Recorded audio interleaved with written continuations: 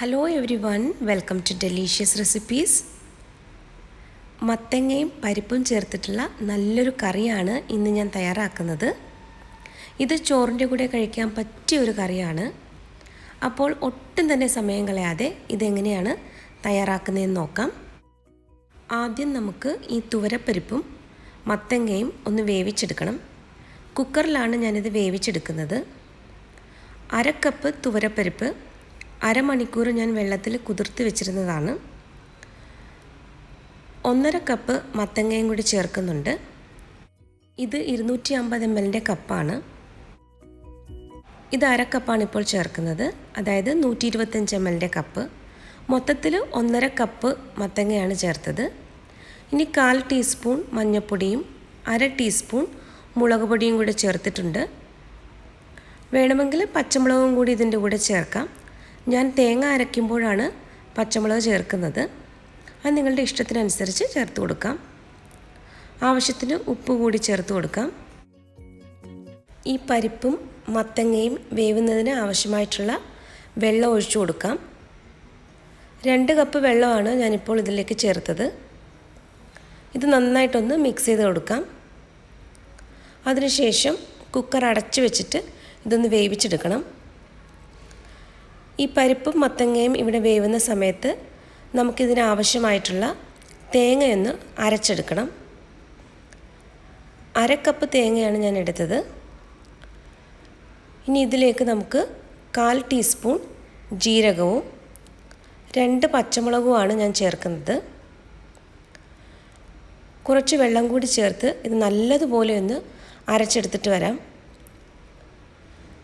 ഈ പ്രഷർ കുക്കറിൻ്റെ പ്രഷർ മുഴുവനും പോയതിന് ശേഷമാണ് ഞാനിപ്പോൾ കുക്കർ തുറന്നത്.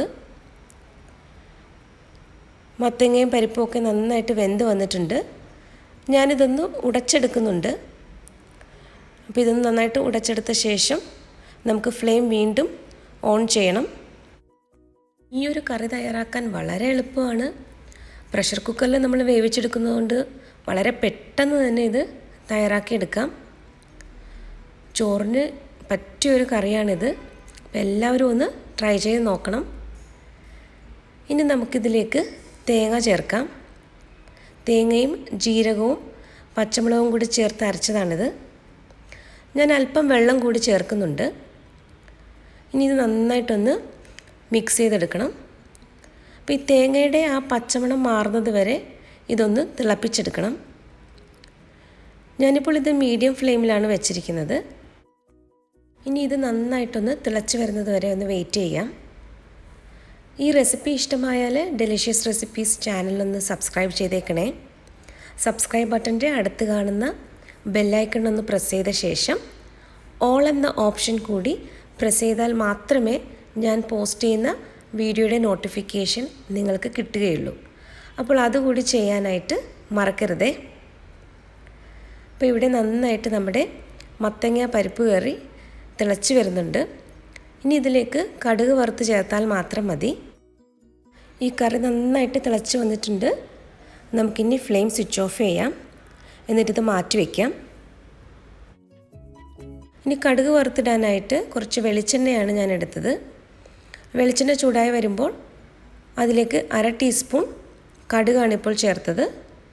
കടുക് നന്നായിട്ട് പൊട്ടി വരുമ്പോൾ ഇതിലേക്ക് 3 ഉണക്കമുളകും 1 തണ്ട് കറിവേപ്പിലയുമാണ് ഇപ്പോൾ ചേർത്തത്.